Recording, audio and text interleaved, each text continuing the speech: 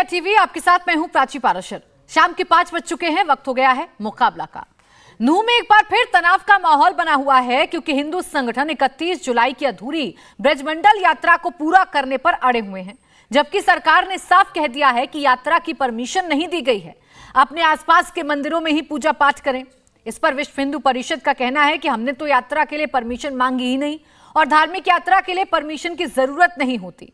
अब इस ऐलान को देखते हुए नूंह में धारा 144 लगा दी गई है। चप्पे चप्पे पर पुलिस और सुरक्षा के जवान मौजूद हैं। पुलिस की 17 तो पैरामिलिट्री की 13 कंपनियां तैनात कर दी गई हैं। 28 अगस्त रात 12 बजे तक इंटरनेट के साथ मैसेजेस सेवा भी बंद कर दी गई है और स्कूल और बाजार भी बंद कर दिए गए हैं। 31 जुलाई को यात्रा पर हुए हमले की अभी जांच चल रही है, छानबीन और आरोपियों की धरपकड़ की जा रही है। तो फिर ऐसे टेंशन वाले माहौल में यात्रा निकालना कितना सही है? क्या इस ऐलान से खतरा और तनाव बढ़ा है? क्या नूंह में एक बार फिर पथराव, गोलीबाजी की जमीन तैयार हो रही है? क्या प्रशासन की मनाही के बाद भी शोभा यात्रा निकल कर रहेगी? क्या खट्टर सरकार इस बार मुस्तैदी से काम करेगी और मेवात को बचा लेगी? करेंगे इसी मुद्दे पर चर्चा खास मेहमानों के साथ। उससे पहले आप सुनिए विश्व हिंदू परिषद के नेता आलोक कुमार यात्रा को लेकर क्या कह रहे हैं। यात्रा छूट गई बीच में, उसको भी श्रावण के सोमवार को ही पूरा करना आवश्यक है। यह सोमवार कल आ रहा है, श्रावण का आखिरी सोमवार है। हम उस यात्रा को प्रतीकात्मक रूप से करेंगे। हमको मालूम है कि G20 चल रहा है, 27 देशों के लोग आए हुए, संवेदनशील क्षेत्र है मेवात का, इसलिए उस यात्रा को हम छोटा करेंगे, पर छोड़ेंगे नहीं। कल उसको पूरा करेंगे और मैं स्वयं भी उसमें जाऊंगा। नल्हड़ से शुरू होगी, श्रृंगार तक जाएगी। ऐसे 3 जगह पे जल चढ़ाएंगे। मेवात के सर्व हिंदू समाज का है। सभी जातियों बिरादरियों के लोग यहाँ पर उपस्थित थे, प्रमुख लोग, और सबने मिलकर तय किया है जलाभिषेक करना श्रावण के महीने में। ये हमारा अधिकार है और इस अधिकार का प्रयोग करके हम उस यात्रा को निकालेंगे। आप जहां रहते हैं वहां के मंदिर में जाकर जलाभिषेक करना, क्या उसको लिए अनुमति चाहिए आपको? मैं नहीं समझता वहां के लोगों को अनुमति की जरूरत है। प्रमुख मंदिर हैं, तीनों जगह जलाभिषेक 11 बजे होगा। कुछ लोग हैं जो तीनों स्थानों पर जाने वाले हैं। 3 मंदिर जो प्रमुख हैं, पहला है नल्लड़ महादेव, पिछली यात्रा में जिसको जलियांवाला बाग बनाने का षड्यंत्र किया था इन जिहादियों ने, इसलिए हमने तय किया है, विश्व हिंदू परिषद ने, वहां की यात्रा वहां के लोग निकालें। बाकी जगह के लोग अपने अपने स्थानों पर प्रखंड स्तर पर एक मंदिर को चिन्हित करके वहां सामूहिक जलाभिषेक करेंगे और उन दंगाइयों को, आतंकवादियों को सद्बुद्धि दे भगवान, ये भगवान से प्रार्थना करेंगे। तो यात्रा को लेकर जो टेंशन है वो अभी बढ़ी हुई है। यात्रा निकलेगी, नहीं निकलेगी? यात्रा निकलेगी तो उसका स्वरूप क्या होगा और क्या एक बार फिर से नूंह में पृष्ठभूमि तैयार हो रही है दंगों की? ये वो सवाल हैं जो लगातार खड़े हो रहे हैं। इसी पर करेंगे चर्चा। हमारे साथ खास मेहमान जुड़ गए हैं। वीरेंद्र सिंह चौहान, प्रवक्ता भारतीय जनता पार्टी, विनोद बंसल, प्रवक्ता VHP हमारे साथ जुड़ेंगे, सुजाता पॉल, प्रवक्ता कांग्रेस, और दानिश कुरैशी, प्रवक्ता AIMIM, हासिक खान इस्लामिक स्कॉलर के तौर पर मेरे साथ स्टूडियो में है। आप सभी का बहुत बहुत स्वागत है। मैं विनोद बंसल जी आप ही से शुरुआत कर रही हूँ। यात्रा आप लोग कैसे निकालने जा रहे हैं? यात्रा निकलेगी या सिर्फ पूजा पाठ होगा? पहले आप ये क्लियर करिए, क्योंकि सरकार तो सीधे कह रही है कि किसी भी तरह की यात्रा को निकालने की इजाजत नहीं है। प्राची जी, देखिए, विश्व हिंदू परिषद ये यात्रा नहीं निकाला। हमने कल प्रेस कॉन्फ्रेंस में बड़ा क्लियर कह दिया कि सर्व हिंदू समाज का ये निर्णय है कि हम अधूरी यात्रा को पूरा करेंगे और विश्व हिंदू परिषद हमारा साथ दे। इसीलिए हमने कहा है कि जो लोग इस यात्रा को निकाल रहे हैं, विश्व हिंदू परिषद उनका सहयोगी बन करके उस यात्रा का साथ में रहेगा। लेकिन शासन प्रशासन की समस्या को ध्यान में रखते हुए ही हमने ये तय किया है कि ये सिर्फ जो मेवात के लोग हैं वही अपने स्थानीय जो मंदिर हैं वहां पर जाकर के जलाभिषेक करेंगे। हम मेवात के बाहर के लोगों को हमने नहीं बुलाया। हमने सबसे ये निवेदन किया है कि आप अपने अपने स्थानों पर, अपने प्रखंड से जो मंदिर हैं उन मंदिरों में जाकर के जलाभिषेक करें, क्योंकि देखिए श्रावण मास का, वो भी श्रावण के अधिमास का एक विशेष महत्व रहता है और उसका अंतिम सोमवार है। तो अंतिम सोमवार पर हम भगवान भोले शंकर पर जलाभिषेक करेंगे। ये हमारा संवैधानिक अधिकार भी है, हमारा धार्मिक अधिकार भी है। इस अधिकार से हमें कोई रोक नहीं सकता। रही बात इसकी कभी क्या हो जाएगा, कैसे होगा, तो ये अतिवादियों को पर अंकुश लगाना शासन प्रशासन का काम है। ऐसे तो कोई भारत में कोई हिंदू समाज के बाहर नहीं निकाल पाएगा अपने तो विनोद बंसल जी, यही काम तो शासन प्रशासन कर रहा है ना। शासन प्रशासन अगर ये कह रहा है कि यात्रा नहीं निकलनी चाहिए, शासन प्रशासन धारा 144 लगा रहा है, तो आपको भी तो ये बात माननी होगी ना सरकार की। मान रहे हैं ना, हमने कब मना किया है? हम देखिए, हमने इसीलिए तो कहा है कि धारा 144 है तो हम ज्यादा संख्या में कोई ना जाए, बाहर के लोग ना जाएं।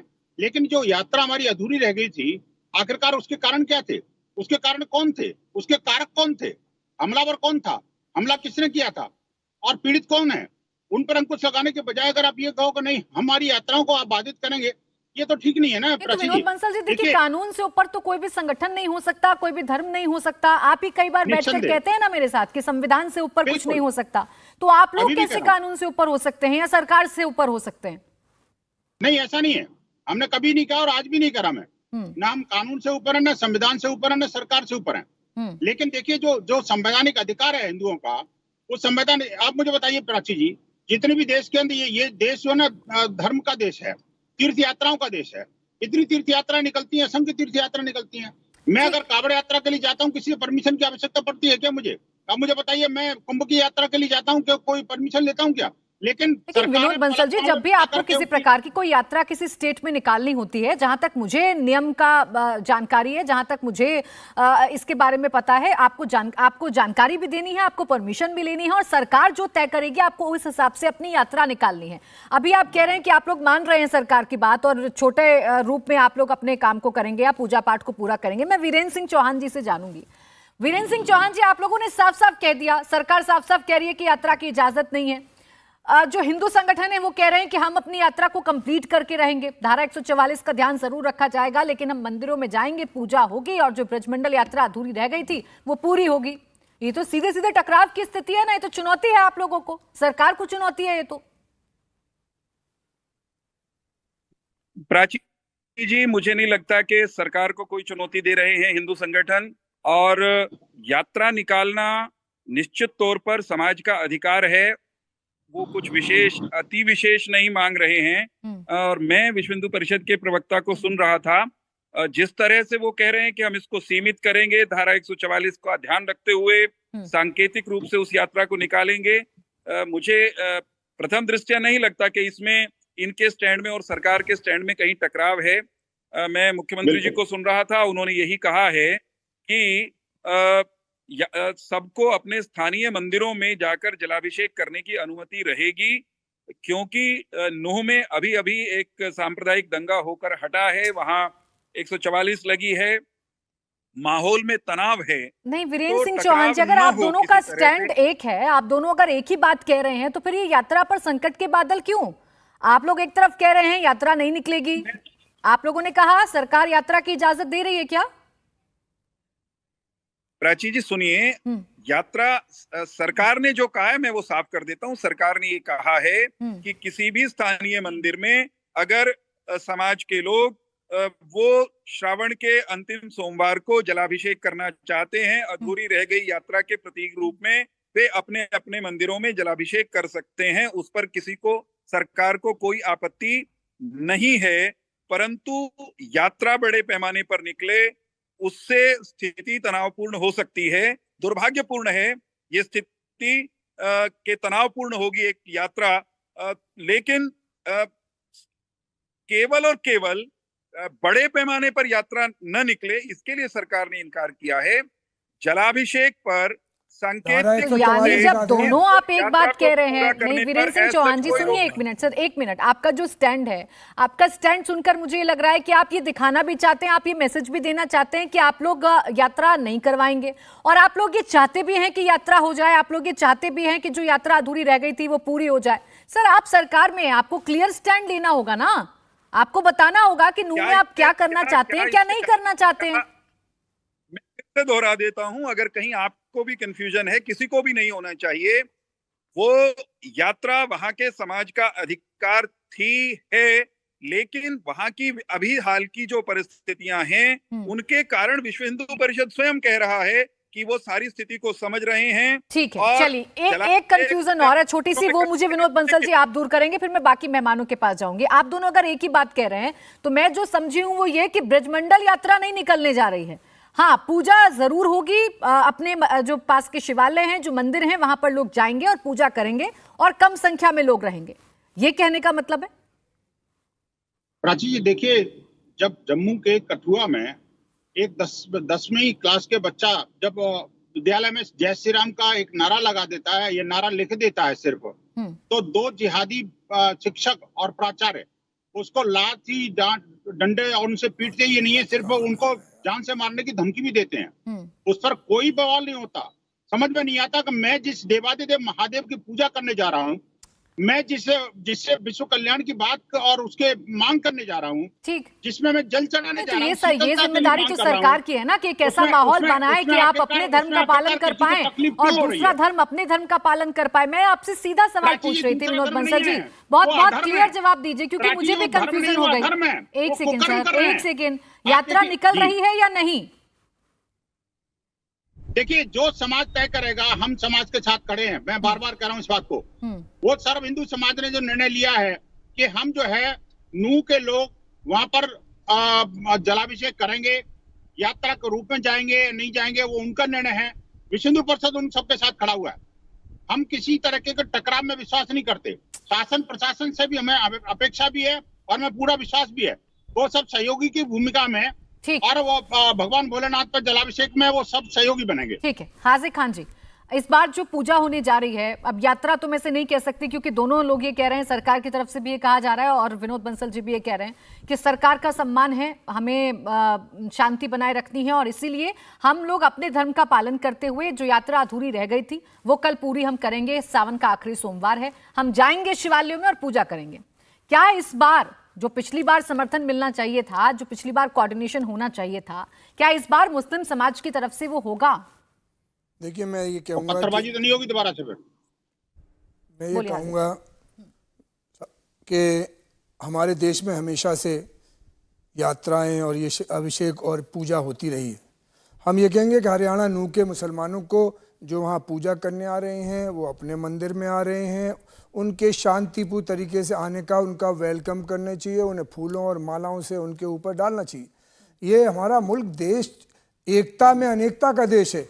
यहाँ 8 मज़ाहिब के लोग अपने अपने मज़हब के एतबार से ज़िंदगी गुजार रहे हैं, लेकिन विनोद बंसल जी और बीजेपी के प्रवक्ता न सरकार की मानना चाहते, न हिंदुस्तान के संविधान में आस्था रखते, ये संविधान विरोधी बातें करती हैं। मैं ये कह रहा हूँ कि टकराव का रास्ता नहीं इख्तियार, सरकार कह रही है कि हम इजाज़त नहीं देंगे, धारा 144 रही है, तो हमें अब संविधान को भी मानना है और अपनी पूजा पाठ भी करना है। अगर हम वहाँ के लोग जो उस इलाके के हैं वो पूजा पाठ करने आ रहे हैं तो उसमें किसी मुसलमान हिंदू किसी को भी विरोध नहीं करना चाहिए, क्योंकि ये आस्था की चीज़ है। कोई अपने मंदिर में पूजा करता है, कोई नमाज। क्या हो गया? एक सेकंड, संविधान विरोधी क्या है इसमें? संविधान विरोधी अगर धारा 124 के खिलाफ कर रहे हैं तो संविधान विरोधी। अगर संविधान विरोधी हुआ कि कल्याण सिंह जो है कहते हैं सुप्रीम कोर्ट में कि हम मस्जिद की बात करते हैं, मस्जिद टूट जाती है इस देश में, ये संविधान की धज्जियां उड़ाने वाले लोग हैं। ये विश्व हिंदू परिषद तो लोग, विश्व हिंदू परिषद से प्रवक्ता बैठे हैं विनोद बंसल जी। बहुत देर मैंने क्यों लगाई विनोद बंसल जी से बात करने में, क्योंकि मैं ये जानना चाह रही थी कि सरकार के साथ हैं ये लोग,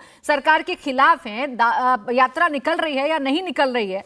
सीधा सीधा कह रहे हैं ना कि धारा 144 का सम्मान करते हुए यात्रा निकालेंगे, इसमें क्या संविधान विरोधी है? नहीं, ये तो सरकार तय करेगी, वो संविधान विरोधी कर रही है। आपने शब्द का इस्तेमाल किया ना कि इसलिए हमेशा रहे, आज नहीं, इनका इतिहास है, इनके तथ्य इनके पास एक दुनिया में कभी कोई मंदिर नहीं टूटा गया इस सदी में। इन्होंने बाबरी मस्जिद तोड़ी, इसके जिम्मेदार है ये वो जमात है जिसने 450 लोग इकट्ठे कर 4.5 लाख इकट्ठे करके तोड़ दिए। ये संविधान की कहां से दिलाई देंगे? हम ये कह रहे हैं कि भारतीय जनता पार्टी बीएसपी हिंदुस्तान में संविधान विरोधी है, ये कह रहे हैं, सरकार उसका विरोध कर रही है। और इसमें संविधान विरोधी क्या है फिर? हाजिर खान जी, आप इतिहास की घटनाओं को लेकर इतिहास भी याद किया जाएगा। ये चले कश्मीर, कठुआ चले गए, क्यों चले गए कठुआ? बात हो रही है सर, कठुआ गए हैं तो कठुआ में कल की ही घटना है। अरे ये भी हिंदुस्तान में भी 20 साल पहले की घटना है, ये 20 साल पहले की घटना है। पूरी दुनिया ने देखा, इन्होंने संविधान की धज्जियां उड़ाई, सुप्रीम कोर्ट की धज्जियां उड़ाई, क्या बुनियाद संविधान की धज्जियां उड़ रही हैं ये बताइए ना, आज की घटना पर बताइए। मैं पिछली आज बार की क्या घटना हुआ, में ये कैसे कह हुआ, रहा वो बात हूँ, बाद में प्रवक्ता करूंगी। बीजेपी के कह रहे हैं कि हमारी सरकार, आप कह रही हैं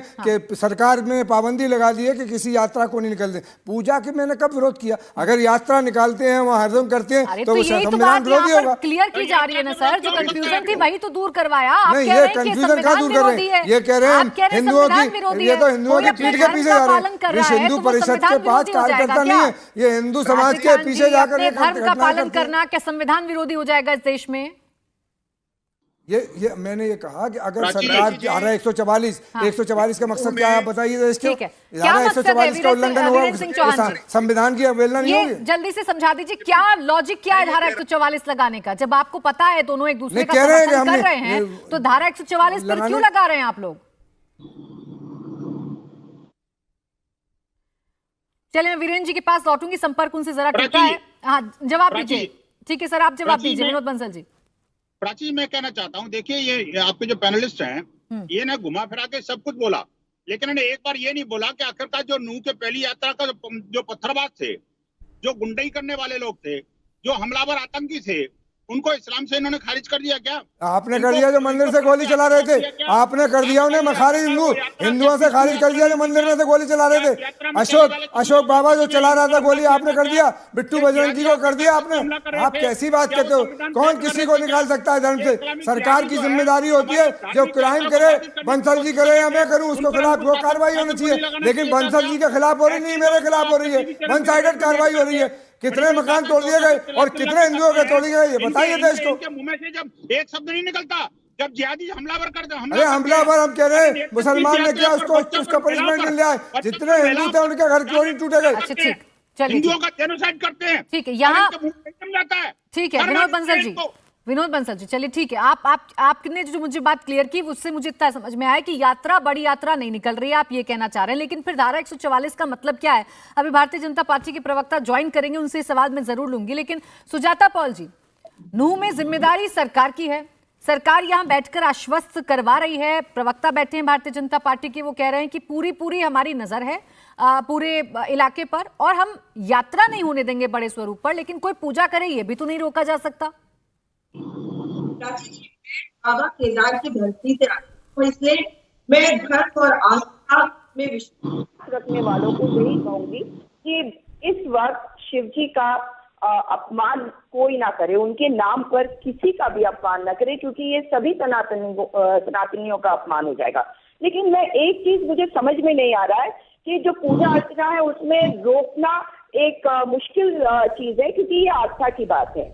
लेकिन अगर 144 लगी है और बंसल जी से मैं जानना चाहती हूँ, आप कह रहे हैं उसका अनुपालन किया जाएगा और दूसरी तरफ शासन प्रशासन ये कह रहा है कि हम बड़े स्वरूप में इस यात्रा को नहीं निकलने देंगे, तो इस कंफ्यूजन को यही क्लियर कर सकते हैं ना कि आखिर 144 का क्या मतलब है कि 4 से कम लोग, तो ये कैसी यात्रा होगी जिसमें 3 लोग जाएंगे या इससे ज्यादा लोगों को आप सीमित संख्या बता रहे हैं। और ये विषय जो है ये खास करके भाजपा प्रवक्ता के लिए है, क्योंकि सरकार उनकी है और सरकार ये जो स्थिति क्रिएट कर रही है पूरी कंफ्यूजन की, आखिर क्या है? अगर आपने लोगों को सीमित संख्या में भी ले जाना है तो इसकी व्यवस्था भी आप ही को करनी चाहिए थी। फिर आप ये नहीं कह सकते कि 144 लगी हुई है। इसका मतलब है कि भ्रम जाल फैला रहे हैं। मगर ये जो पुस्तक है, इस पुस्तक में तो आप सभी का विश्वास है ना, और अगर इस पुस्तक में सबका विश्वास है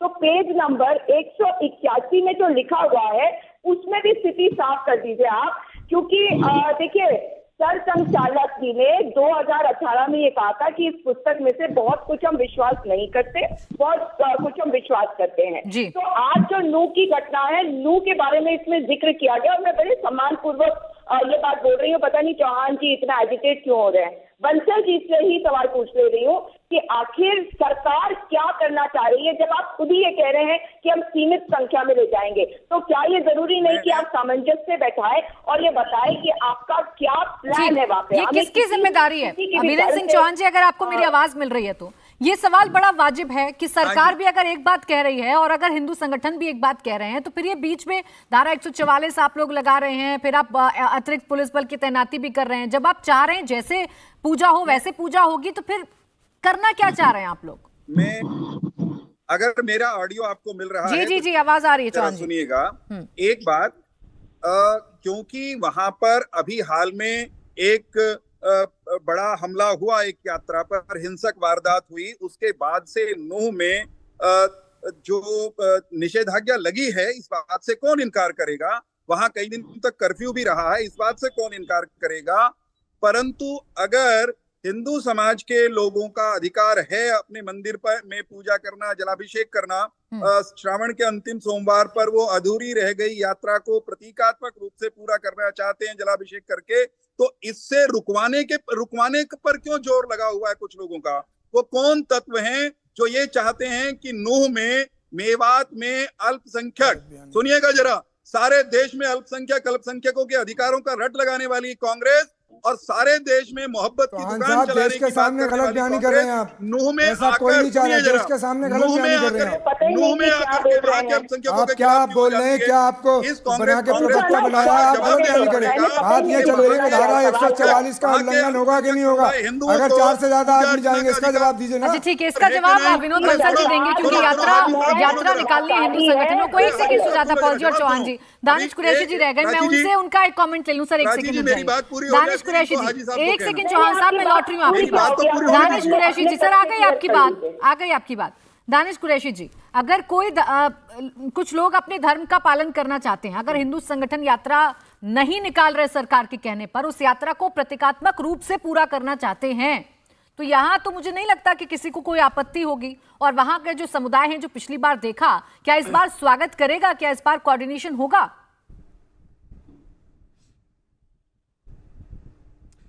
देखिए प्राची जी, 2 बात है। सबसे पहले तो मेरी गुजारिश है कि मैं किसी के बीच में नहीं बोला, कोई मेरे बीच में भी ना बोले। इत्मीनान से अगर कोई आपत्ति भी है तो मेरी बात खत्म हो जाए, उसके बाद शुरू करें।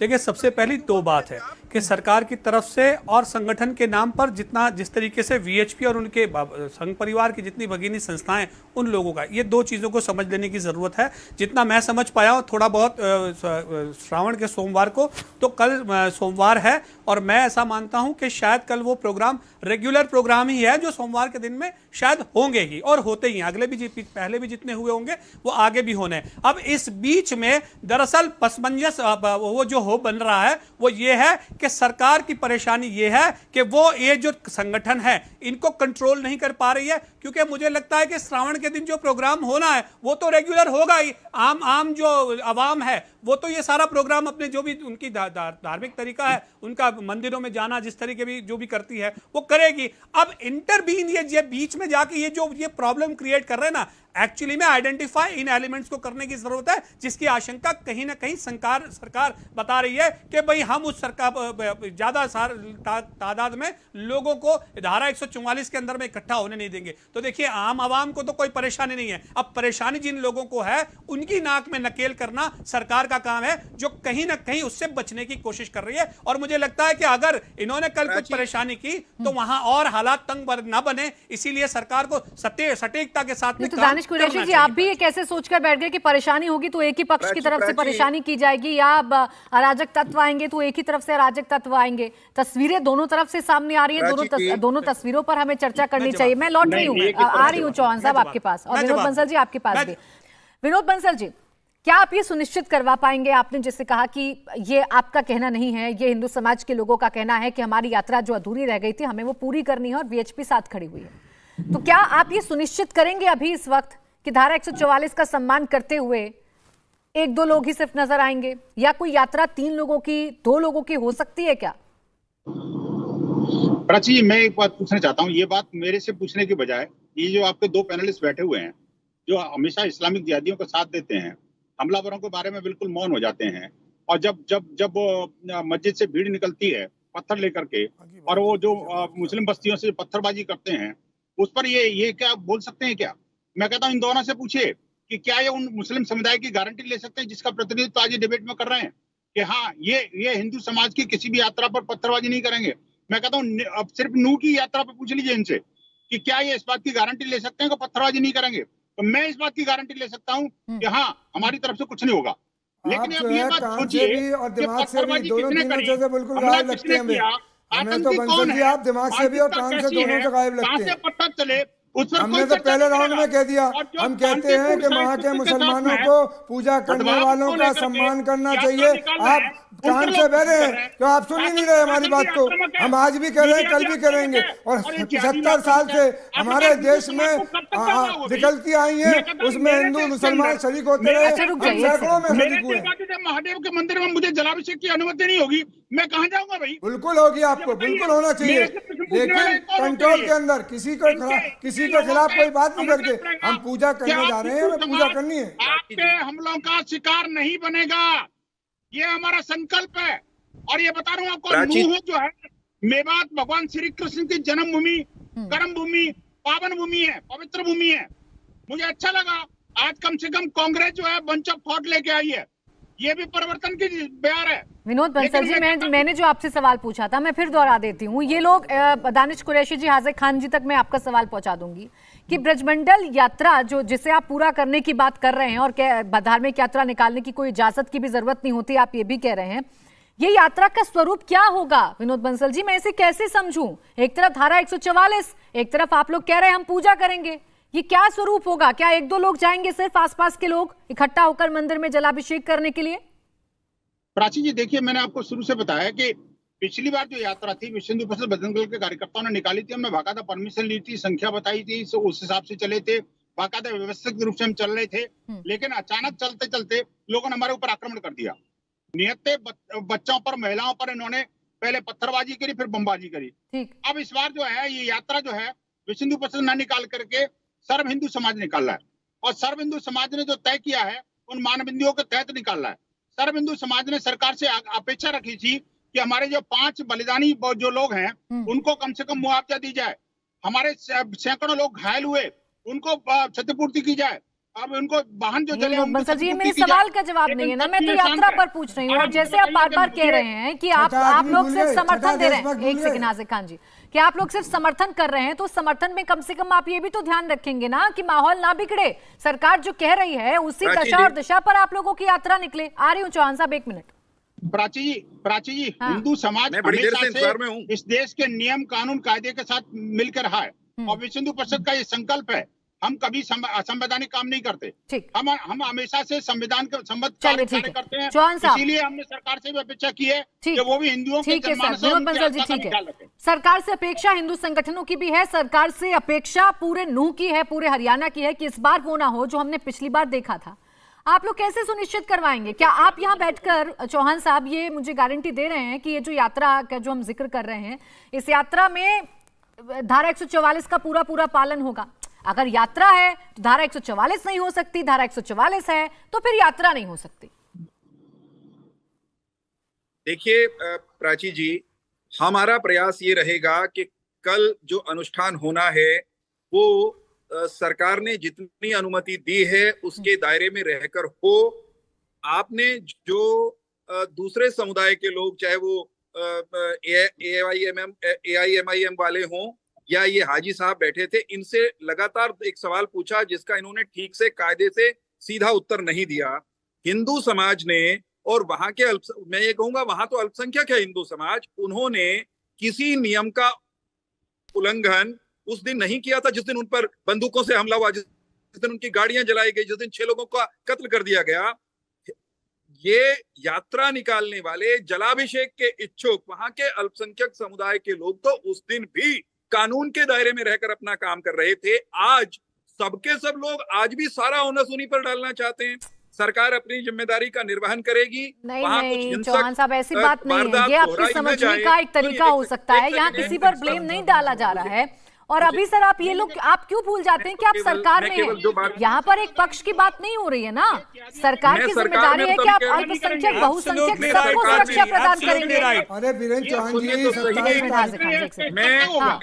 मैं सरकार, ये देखिए बीच में अब मेरी बात बोलिए ना सर, बोलिए। मैं ये कह रहा हूँ सरकार अपनी जिम्मेदारी जो कि कानून व्यवस्था का को बनाए रखना है, उस जिम्मेदारी का निर्वहन, ठीक है, उस जिम्मेदारी का निर्वहन तो आप कर रहे हैं सर, लेकिन सवाल यही है फिर कि धारा 144 है तो यात्रा कैसे है? यात्रा है तो फिर धारा 144 नहीं हो सकती है। दानिश कुरैशी जी, मैं आप दोनों से भी लगातार एक ही सवाल पूछ रही हूँ ना, निंदा बैठकर हम जरूर कर देते हैं, लेकिन ये मैसेज ग्राउंड पर क्यों नहीं जाता कि कोई एक पक्ष अगर अपनी धर्म का पालन करना चाहता है, मंदिर में जाना चाहता है, तो ये उसका अधिकार है।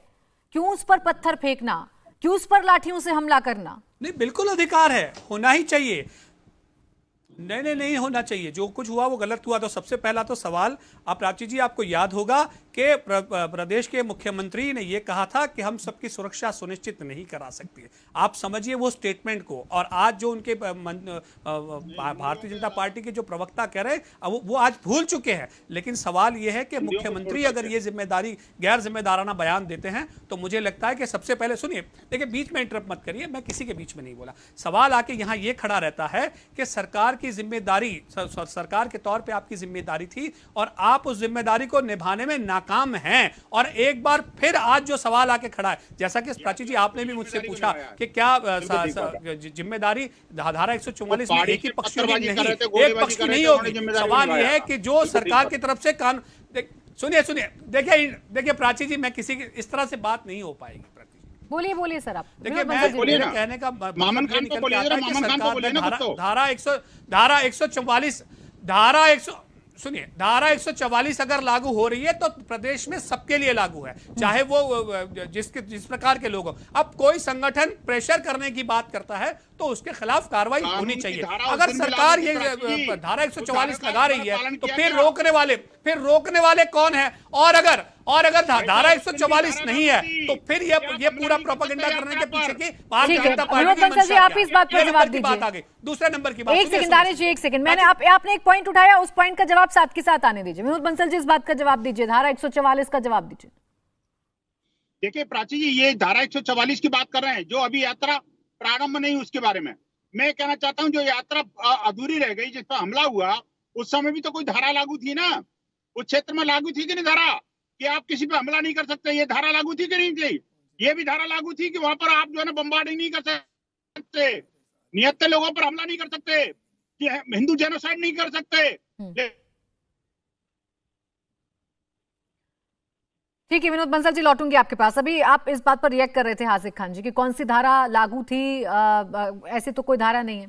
आपको नहीं लगता कि ये तो सबको पता होना चाहिए कि अगर वहां से यात्रा निकल रही है तो जब कोई कानून वहां पर लागू हो जाएगा, कोई धारा लागू हो जाएगी, तभी हम लोग अपनी जिम्मेदारी समझते हुए यात्रा को पास होने देंगे, निकलने देंगे, वरना हाथों में पत्थर उठा लेंगे और हथियार उठा लेंगे। प्राची जी, गलत बयानी की जा रही है। इससे पहले क्या मैं ये पूछ रहा हूँ, इससे पहले नूह में जो पूजा आज हो रही है, इससे पहले नहीं आए सावन? तमाम 75 साल में सावन आए और सावनों में सारी यात्राएं होती रहीं। ये जब 27 तारीख को अमन कमेटी की मीटिंग हुई, पुलिस ने वह मीटिंग बुलाई, दोनों पक्षों के लोगों को बुलाया और वहाँ पर दिखाए गए कि ये डायलॉग बाजी चल रही है बिट्टू बजरंगी मोनो माने सर मुसलमानों के बीच में, इसको रोकिए, इसको देखिए। तो चीफ मिनिस्टर कह रहे हैं हम सारे लोगों की सुरक्षा नहीं कर सकते। ये जिम्मेदारी सरकारों की। हम ये कह रहे हैं वहाँ जो घटना घटी वो निंदनीय है। अगर किसी की जान गई, 5 लोग हिंदुओं की, 1 मुसलमान की, वो निंदनीय है। और वो जो हाफिज मरा, उसने कहा, उसने एक शेर पढ़ा 2 दिन पहले, मैडम इन्हें चुप कराइए जरा, इनको चुप कराइए ना। उसने एक शेर पढ़ा कि मैं जालिम हूँ इंसान बना दे या अल्लाह। वो बच्चा जो हिंदुस्तानी था, एक भारतीय था, और भारतीय वो भी भारतीय राष्ट्रीय भारतीय था, एक देश की आस्था रखने वाला। वो कह रहा है शेर 2 दिन पहले कि मैं जालिम हूँ इंसान बना दे या अल्लाह। खान जी, ये बात आप जो कह रहे हैं ना आसिफ खान जी, ये बातें जो टीवी पर बैठकर बड़ी बड़ी हो रही है, ये नूह में नहीं हो रहा ना, ये नूह में नहीं हो रहा। आपको उस बच्ची का अगर दर्द दिखाई दे रहा है तो आपको वो दर्द भी जरूर दिखाई देगा जिन 5 लोगों की जान चली गई। बेमानवता की तरफ मानने वाला, जान चली गई सर। हासिक खान जी, एक हलवाई जो अपना काम करने के लिए गया था, उसका कसूर समझता था कि वो गैर धर्म के यहाँ बैठकर काम कर रहा था, उसे मार देंगे? एक हलवाई जिसकी जान चली गई। मैं क्या तो कह रहा हूँ कि नाजायज है किसी का कत्ल करना। इसकी इजाजत किसी मुसलमान को, किसी हिंदू को, किसी राष्ट्र के एक इंसान की, पर वहाँ संपत्ति किसी हिंदू मुसलमान की नहीं, वहाँ राष्ट्र की संपत्ति चली, हिंदुस्तान की संपत्ति चली, वो देश की संपत्ति चली। हिंदुस्तान में हिंदू मुसलमान बांटने वाले जालिम है।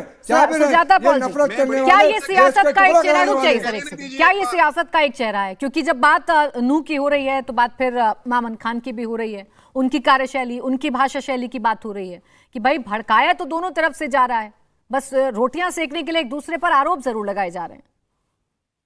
प्राची जी, अच्छा सवाल कर दिया आपने। जिसने भी जो भी गलत काम किया है उससे कड़ी पूछताछ करके कड़ी कार्रवाई भी करी जानी चाहिए। लेकिन एक तो मुझे बड़ा दुख होता है कि जेनोसाइड जैसा शब्द इतने हल्के में लिया जाता है।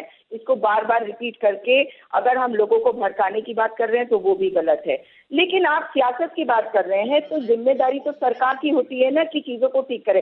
अब आज जो हो रहा है, आज इस डिबेट के माध्यम से एक चीज मुझे जो लग रहा है कि आप आपका मतलब है कि सरकार एक ऐसा माहौल क्रिएट कर रही है जहां कंफ्यूजन हो गया है। अगर ये बात बोली जाएगी कि हम सीमित नंबर में यात्रा करेंगे, सरकार कहेगी 144 सजी हुई है, तो जो जितने लोग हैं, चाहे वो किसी भी समाज के, वो है तो भारतीय और अपने धर्म का जो भी उनको करना है वो तो उनको करना ही है ना।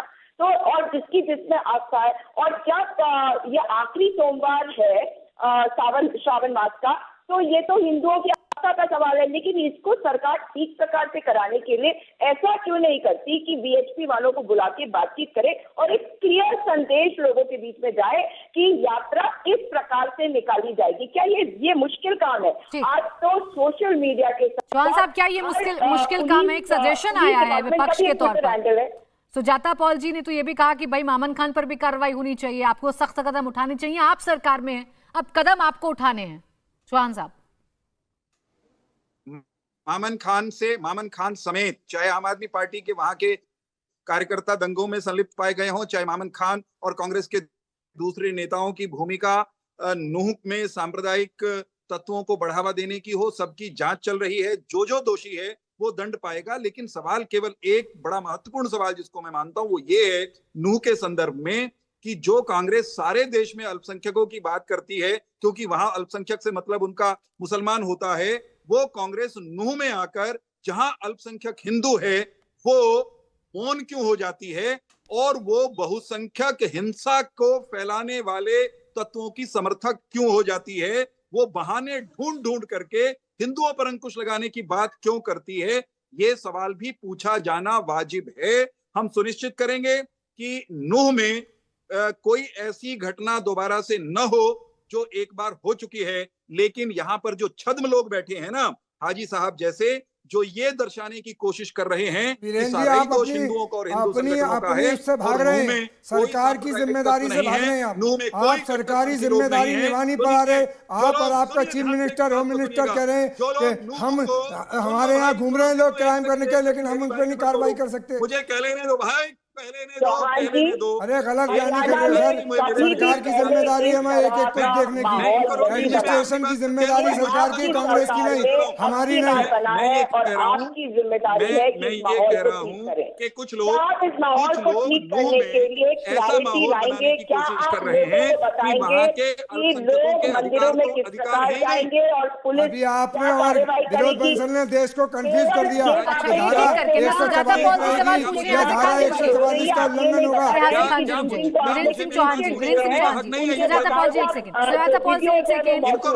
चौहान साहब वो ये पूछ रही हैं और मैं भी आपसे यही जानना चाह रही हूँ इतनी देर से कि ये धारा 144 आपने जो लगा दी, आप ये सुनिश्चित कर रहे हैं, क्या ये आप बता पा रहे हैं कि यात्रा का स्वरूप क्या होगा? पहले तो आप यात्रा से इनकार कर रहे हैं, वीएचपी कह रहे हैं यात्रा होगी, हिंदू संगठन कह रहे हैं यात्रा होगी, धारा 144 भी लग गई, अब होगा क्या यही नहीं समझ में आ रहा। आप निश्चिंत रहिए, कुछ गलत कुछ गड़बड़ झाला हम होने नहीं देंगे। हम हिंदू संगठनों के साथ भी संवाद कर रहे हैं, करेंगे, और वहां के दूसरे समुदाय के लोग हैं उनसे भी सरकार का, प्रशासन का संवाद चल रहा है। मैं ये विश्वास के साथ कह सकता हूं, स्वागत का वेलकम करने की कह रहे हैं कि वहां का मुसलमान वेलकम करेगा आएगा, लेकिन जो ऐसे भड़काऊ लोग आएंगे उनके खिलाफ आप कार्रवाई कीजिए, चाहे वो इधर के हो या उधर के। आप भाग रहे हो उससे। गुंडागर्दी करते हो, जो डिबेट में गुंडागर्दी करते हैं वो नूह में हमें। अरे सवाल करना गुंडागर्दी नहीं होती, आप क्या गलत बयानी कर रहे हो, आप घुमा फिरा के बातें कर रहे हो, हिंदू संगठन की हिमायत भी कर रहे हो और सरकार की जिम्मेदारी से भी भाग रहे हो। एक सेकंड रुक जाइए, एक सेकंड हाजिर खान जी, एक मिनट। चौहान साहब एक बार मुझे फिर से, एक सेकंड सर, मैं फिर से आप रिपीट करिए। आपने कहा कि आप बातचीत कर रहे हैं, आप क्या कदम उठा रहे हैं? सर ठीक है, आप कदम उठा रहे हैं ताकि माहौल ना बिगड़े। आप मुझे यात्रा का स्वरूप बता देंगे जरा? एक सेकंड, यात्रा का स्वरूप बता देंगे? मैं ये कह रहा हूँ, मैं ये कह रहा हूं, यात्रा का क्या स्वरूप रहेगा, क्या नहीं रहेगा, इस पर सरकार संवाद और संपर्क में है वहां के संगठनों के साथ भी। मैं जो यहाँ पर विश्व हिंदू परिषद के पैनलिस्ट ने कहा है, उनके प्रवक्ता ने कहा है, मुझे उसमें कोई बात आपत्तिजनक अब तक नहीं लगी। जिस समाज की शांतिपूर्ण यात्रा पर अभी हाल में हमला होकर हटा हो, उसी को उपदेश देने की कोशिश की जा रही है। मुझे कोई किसी को उपदेश नहीं दे रहा चौहान साहब। यहाँ तो एक सेकंड रुक जाइए। हाज़िर खान जी, आपके कहने से अगर मुसलमान स्वागत कर देते तो नूह में दंगा ना हो। अब 1 मिनट आप रुक जाइए, अब 1 मिनट आप रुक जाइए। चौहान साहब, वहाँ गलती आप लोगों की थी, फेलियर वहाँ सरकार का था, और उस फेलियर का खामियाजा हिंदू संगठनों ने भी उठाया और दूसरे पक्ष ने भी उठाया। दोनों तरफ से नुकसान हुआ। आप लोगों का फेलियर था सर, उसे सिर्फ एक हमला कह के आप नहीं बच सकते। आपको जो ऐलान करना है आप कर सकते हैं। मैं कोई ऐलान नहीं कर रही, जो दिख रहा है मैं वो बता रही हूँ। सर आप भी यहाँ बैठकर तब से सिर्फ ऐलान ही कर रहे हैं। अपनी बात कह दूं, आप भी तो सिर्फ कंफ्यूजन पैदा कर रहे हैं ना, आप भी तो सिर्फ कंफ्यूजन पैदा कर रहे हैं। 100% हाज़िर खान जी रुकिए एक सेकंड, मैं बात कर रही हूँ। कोई कंफ्यूजन पैदा नहीं कर रहा हूँ, मैं बड़ी स्पष्टता के साथ कह रहा हूँ। बात तो पूरी नहीं होने देते ना। अरे सर बात पूरी करिए ना आप एक पक्ष की बात किए जा रहे हैं तब से। अब मुझे बोलने भी नहीं देना चाहते, ये मेरे साथ नूह में हो रहा है। बोलिए, वही आप अपने चैनल पे बैठ के कर रही हैं। बोलिए सर। मैं ये कह रहा हूं, नूह में आपकी सरकार है सर। प्लीज प्राची जी, कोई एक वाक्य पूरा होने दीजिए मेरा। मैं ये कह रहा हूं, नूह में कल कुछ भी अप्रिय न हो, हम इसके लिए हर संभव उपाय करेंगे।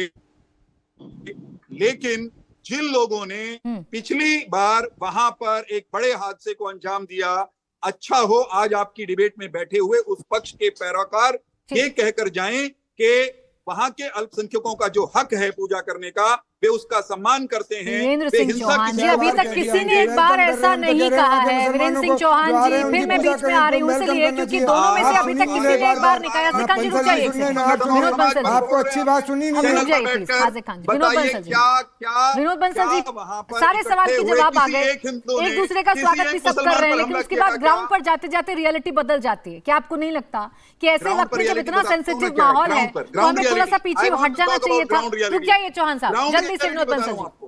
ग्राउंड रियलिटी ये थी कि वहां पर चौहान साहब आपसे सवाल नहीं था, विनोद बंसल जी से सवाल था सर। शांतिपूर्ण तरीके से वहां पर चौहान साहब समय चला जाएगा, हमला हुआ। आप लोग चाहते हैं कंफ्यूजन ही रहे क्या? समय ही खत्म हो गया चौहान साहब, आपने बात ही नहीं आने दी। विनोद बंसल जी बताते कि क्या स्वरूप था। बहुत शुक्रिया आप सभी का हमारे साथ इस चर्चा में जुड़ने के लिए। इंडिया टीवी हर वक्त हर जगह डाउनलोड करने के लिए सर्च करें India TV news Google play store या ऐप स्टोर पर।